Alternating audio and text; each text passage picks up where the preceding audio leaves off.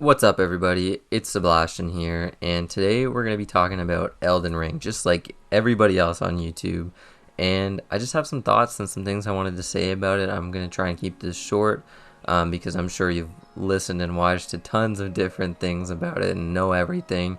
But I just have a few things I wanted to add to the discussion because I maybe it'll open up your eyes or give you some insight. So if you have any thoughts or anything, I'd really welcome your comments below. I'd love to keep talking about it.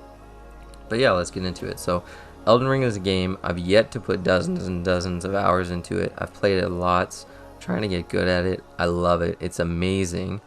But recently there was that thing about some developers in the AAA industry saying some bad things about the game, like the quest design or the user experience or the stability, things like that.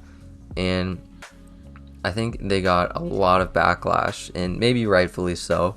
But I just wanted to add a few things about where they might be coming from. I'm not totally defending them, just saying. I've studied computer science and video game design and human computer interaction, things like that.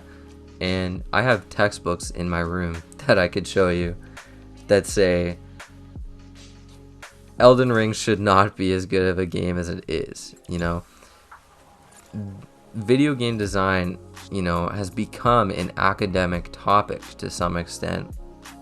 And the design philosophies that have been tried and true and tested methodically over years and years, tell you that Elden Ring is inaccessible because it's too hard and frustrating. You don't want players to feel like that. Typically, that's what you learn, right? You don't want them to be frustrated. They say, there should be quest logs or more markers to tell you where to go and what to do and what you've done, because really right now in the game, it's all up to the player to know and to look into and be smart about a playthrough and to think intelligently while they're playing and to be focused and involved. And a lot of other developers in these AAA industries don't have the creative freedom to not do those things like From Software does, because it would be seen as inaccessible and inexcusable, and it wouldn't be received as well from a player base. Now, is that right? I don't know. But I do know there are certain qualities about Elden Ring, although I love it, that don't make it accessible, because there's no way to look at quest logs to know what you're supposed to do if you forget, or there's no way to lower the difficulty of a boss if you're having a really tough time. You can summon other players, but that requires having friends, so that's potentially a barrier for some people. So there are lots of things in this game that theoretically should make it a bad game, but it's not. It's just not. And these rules that I'm talking about, have exceptions. Of course they do. Everything has an exception. Rules are meant to be broken. There are massive video games. Some of the biggest games ever made shouldn't be good, theoretically. But basically, for the most part, for the majority of games, you are supposed to follow certain criteria for the players. And that's why I think, these developers are saying the user experience is bad. It is, like, when you go to school for these things, that's what you learn.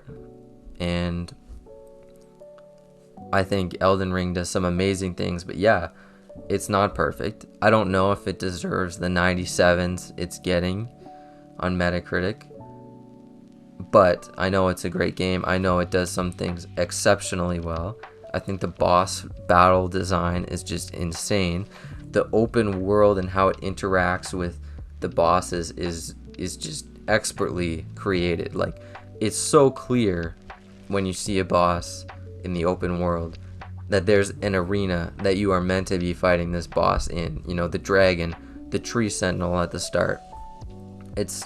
There's a clear area where you're supposed to be fighting this boss, yet the open world surrounds you and you can go there. you know. The sheer volume of good content in this game is astounding. You go to different places in the map and you're like, there shouldn't be anything here, but there is. There's a cave, there's something going on. There's so many different examples of random encounters or different things to be discovered that are just so much fun, you know. I think of footsteps on a beach in Limgrave that come to mind for me is something that I was like, what the heck is this? This is totally unnecessary. And then you hit it and you get something for doing that. Or there's this weird candlestick in the woods in an area, a glowing one where you go up and you examine it, a ghost appears and you go somewhere and you do something in a cave there. And it's like just totally unnecessary things that people are going to be discovering things in this game for years because of that. But it doesn't mean it doesn't have flaws or theoretical flaws. So yeah, I just wanted to explain that because I feel like a lot of people are talking about this game and those developers got a lot of backlash, and I'm not sure they deserve it. But I just wanted to get my thoughts out there and hopefully maybe add to the conversation a little bit. And I want to know what you think, because I could keep going on about this game and how great I do think it is. But I'm sure you've heard everything, you've listened to enough stuff about it. So this is my 2 cents on it. I would love to have a conversation with you down below. So please leave your comments and do all that. Subscribe. I want to keep talking about games and stuff. So do that. And thanks so much for watching. I really appreciate your time. Cheers.